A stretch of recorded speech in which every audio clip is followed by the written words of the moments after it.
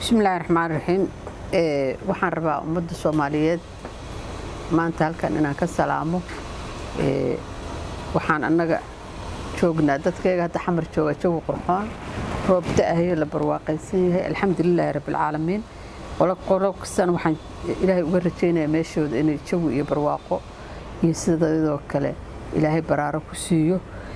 inta markaan ka tago waxaan rabaa inaan ummadda u sheego oo la wadana ogyahay cudurka COVID-19 waa soo laba kacleeyay inaan ka taxadarno oo aad iyo aad aan uga feejignaano dadkuna wixii heli kara inay aadaan talaalka la aado oo ay la isticmaalay si khatartu ay noogu yaraato dadka talaalka ay ku waajibtay waa weyn oo laga rabo inay si cudurka iyo dhibaatada iyo khatartu ay dadka uga yaraato inta markaan ka baxo waxaan rabaa inaan dalkayga wax maanta doorasho la aaday alxamdulillaah rabbil caalamiin ilaahay nabadna ha noogu bilaabo nabadna ha noogu dhameeyo ilaa yaada xaaladdu waa ila fiicanta way ila toosan tahay sida wax u socdaan laakiin ilaahay waxaan ka rajaynayaa loo fiican dhexdhexaad fiican iyo dhamaad fiicanba inuu nooga dhigo markaan u imaado dumarka iyo kaalintooda oo ahayd anagu wixii aan ka shaqaynaynay inay gabdhuhu matalaad ku yeeshaan aqalada baarlamaanka midka kore iyo midka hoose labadaba golaha wasiirada ambassadorska hay'adaha kale institutionada kale jiro oo shaqaynaya haddaba anagu waa wadnaa dhaankeegu waa noo raran yahay ilaa ma aan ka gaarayno meesha aan u soconno oo ah in sharciguna uu kormaro dawladnimaduna ay shaqayso mar haddii dawlad leeyahayna dawladda waxa ah dadka dhan waa u wada inay wada matalaada haweenkan inaan ku hubsano inay gaarto wixii lagu heshiiyey ilaa iyo hadda ifafaaluhu waa fiican yahay doorashada inta badan oo gobolada intii laga galay gabdhaha matalaadoodii way soo dhamaystireen waan uga hambalyeynaa nimanka odayaasha madaxweynayaasha gobolada jooga oo runtii ku dadaalay inay soo dhamaystiraan gabdhaha hubiyaan inay gabdhihii ay ka mid noqdaan ilaa iyo hadda goboladii doorashada galay kuwa inta u dhiman tahayna waxaan rajaynaynaa inay soo dhamaystiraan oo raacaan talaabooyinkii iyo sidii ay u shaqeeyeen madaxweynayaasha kale oo gabdhaha gacanta lagu qabto kuraastooda si gaara loo ilaaliyo si gaarana looga taxadaro waxaan rabaa inaan iraahdo kuraasta gabdhaha annaka waxaa weeye Soomaalidu waxay tiraahdaa geeljir geel waa wada jirtaa waana kala jiraa baarlamaanku waa baarlamaan Soomaaliyeed haddana waa kala leenahay baarlamaanka wixii lagu heshiiyey waxay ahayd in kuraas gabdhaha loo qoondeeyo oo markii la aqoolanayay aqalka sare markii sanadka dhaweyto noo soo bilowday sanadka dhaweyto markaan leeyahay 2016kii waan ka wadaa laakiin waxay ahayd qorshahayga aan ku shaqaynaynay in saddexda kursiba hal kursi ay gabar noo noqdo aqalka korona waxaan u malaynayaa 8 kursi 2 kursi inaan ka rabnay marka waa 2 aqal oo labadooda gudoomiye iyo labadooda maamul iyo labadooda gudoomiye ku xigeen nidaamkooda leh marka gabdhaha timaado waa la isku qasaa oo gabadha aqalka kore qabiilka hadii laga siiyo wax aqalka sare oo 3 kursi ama 4 kursi imaanaya waxa la intaas kursigaas koraa laga siiyay gabar waa laga reebay ma ahan saas sida anagu u shaqaynaynay waxa waa kursi kasta 3 kursi kasta oo aqalka hoose kursan ku leenahay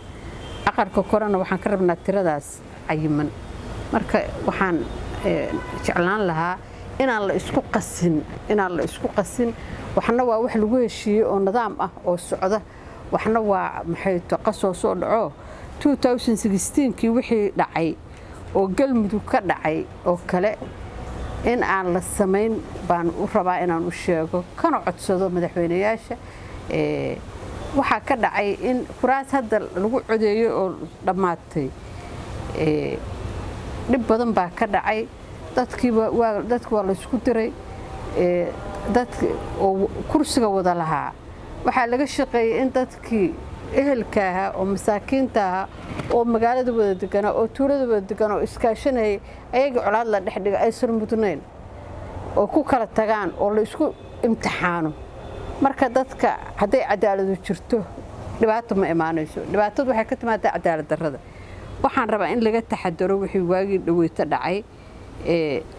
nin baa waxaa la yidhi reer mudugu dadka waa kana mahmaayo badan yihiin warkana waa sibaa warkooda loo soo qaataaye waagii dowladnimada aan helnay agteeda nin waxaa loo diray bannaanka waxbarashuu aaday waa soo laabtay gaalkacyuu ku soo laabtay niman meel fadhiyo maxaa ninkaan xagee ninkaan qaarishku ka yimid baa qaarishka la dhihi jiray markii hore aanu naqinay muxuu ka doono waxbuu soo baranayay oo muxuu soo bartay siyaasaddu soo bartaa leeyahay ma siyaasaddu soo bartaa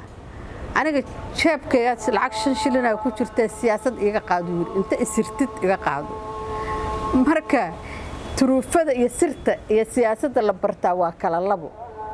waxaa ka dhacay 2016kii galmudug in kuraastii la turuufeeyo gabdhaha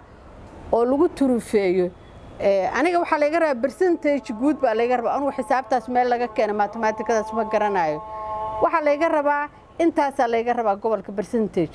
waxaan sameeynayaa cidaan rabana waa ku riixaya kuraasta gabdhahan ku badinay si aan u keeno scorekii la iga rabay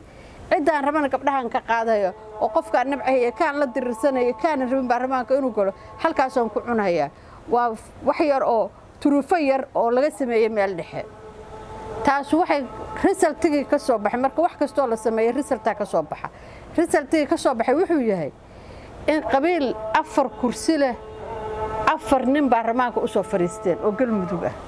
qabiil 4 kursi oo galmudugana 2 gabdhood iyo 2 wiil u soo fariisteen 2 nin u soo fariisteen turuufadii baa keentay marka looma baahna waxa haday cad yihiin uma baahna in turuufo la aado waxa la rabaa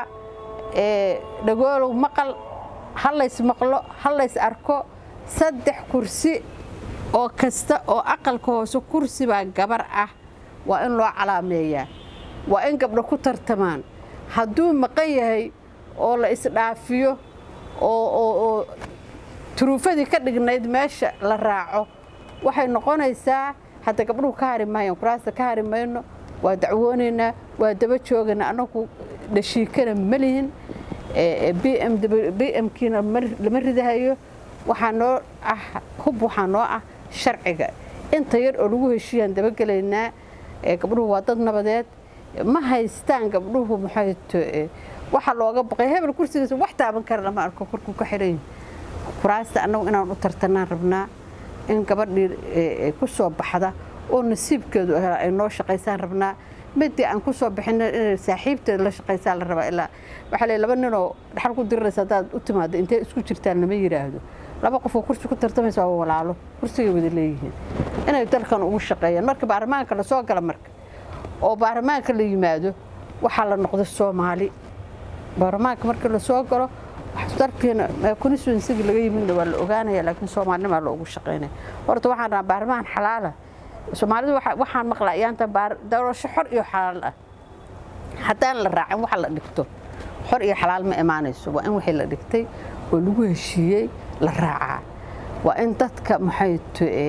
qulubtooda la taabta haddii dadka la dhibaateeyo oo adu qof ama 2 aad kor marto waxaad abuuraysaa mushkilad kuraastan dadka qabiilku ayaga leh maxay rag iyo dumarba in loo tartamaa ku qoran aduu kuuma kala sokeeyaan laakiin odaygii loo imaanayay oo mar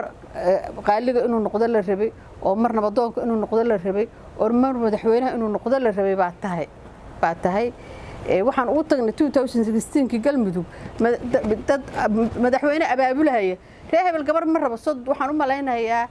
33 kursi ayroona 37 kursi biya wax ka imaaday 11 qabiil baa tagtay hal qabiil ku calaamay reer hebel gabar ma rabo ceeb taasoo kale inaan dhabarka la saaran gabdhaha kuraastooda in la siiyo madaxweynayaashu inay cadaalad muujiyaan baan rabaa oo ka muujiyaan gabdhaha ayaga u ah markay ka timaado mas'uuliyadda ay qaybinayaan oo Ilaahay saaray gabdhaha waxaa la rabaa haday qof u hilinayaan gabadha inuu hiliyaan qofba hadiiba hil la imaanayso cadaalad darro qof haday u sameeyaan gabadha inuu u sameeyaan maxaa yeelay gabadhu lacag ma sido gabadhu gaari weyn oo dhashiika amale gabadhu culays badan baa saaran madaxweynuhu inuu ka rogaa la rabaa culayska oo uu gabadha la shaqeeyo wixii hadda ka hor qabsoomana waa ka mahadinaynaa waa uga mahadcelinaynaa mas'uuliyiinta sameysay waxa hadda dhimanna waxaan ka rabnaa uga fadhinaa mas'uuliyiinta gacanta ku haysaa inay ilaahoodna talada saartaan ee dadkan cadaalad ay u sameeyaan midda kale oo raba inaan ku darsado waxay tahay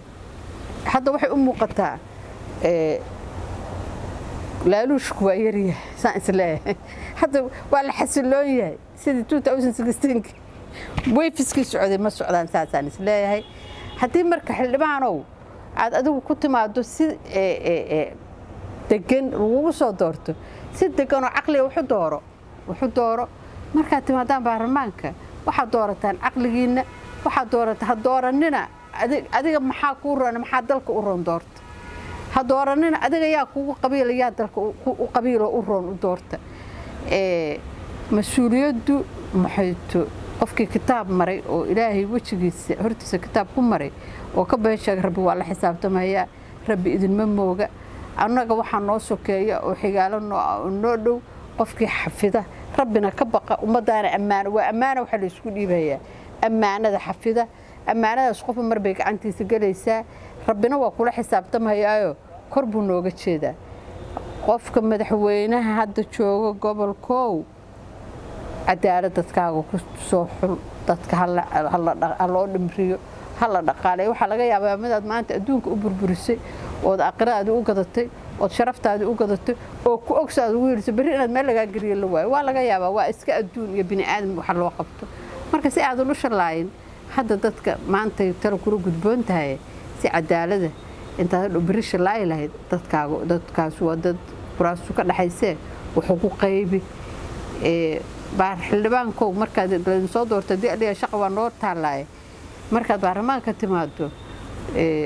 ilaahaygi ku keeno adiga ku soo siiyo kursiga kula xisaabtamay inta dhugatid waxa dalka u soo saartaa wariya dalka micno u leh wariya dadka micno u leh wariya u shaqeynaya dalkan iyo dadkan war siyaasad looga bixi karaa Soomaaliya qof kasta oo nin kasta oo madaxweyne looga dhigo ama qof kasta oo mas'uul looga dhigo dhibaato iyo culays baa korka u saaran inaan ka wada shaqeynaan la ka raba dalalka waxa shacabka iyo dawladdu waa wada shaqeeyaan qofna kaligiis wax ma qaban karo waagi hore heesii la qaadi jiray hadaan garabka la qaban oo la gargaarin golaha sawirada sare kaligood wax ma qaban karaan hadaan la shaqeynin dawladnimada wax ma qaban karto madaxweyne ilaahay dalkan u doorto u garto waa la shaqeynaynaa waa la shaqeynayaa because annagu noo shaqeynaa madaxweynuhu adeegahayagii annaguna shacabkii loo adeegahayaan marka annagana waxaan ka rabaa shacab fiican oo loo adeego karo inaan noqono madaxweynuhuna madaxweyne fiican oo noo adeego na dhageysto oo nala tashado inuu noqdo waxaan rajaynayaa in ilaahay Soomaaliya barwaaqo iyo bashbash iyo baraare uu ummadeeda waayeelkeeda dhalinyaradeeda ardaydeeda dhammaantood madaxdooda uu ku guuleeyo waxaan rabnaa gabdhaha kootadooda iyo xisaabtoodana waa meel walba waxaan dhihi lahaa hadaan inteeda ku darsadana gabdha ahaanta ku darsadana waxaan dhihi lahaa madaxweynaha dhahaa prime minister baa siinay ololaha aad waa u ololeynaynaayo waxbaan isweydaarsanayna dumar ahaan sanadkan waa rabnaa in bal inaan annagana nala ku dayo markay saa jagooyinka kale aan u qaban karno mas'uuliyadana loo dhiibo waxaan rabaa ummadaas bashii barwaaqo inaan u rajeeyo ilaahay koroonaha iyo dhibaatadaha na ag mariyo ilaahayna ha noo soo dooro adoon asagu xaqiisa nooga soo diray waa mahadsantiin wabilaahi tawfiiq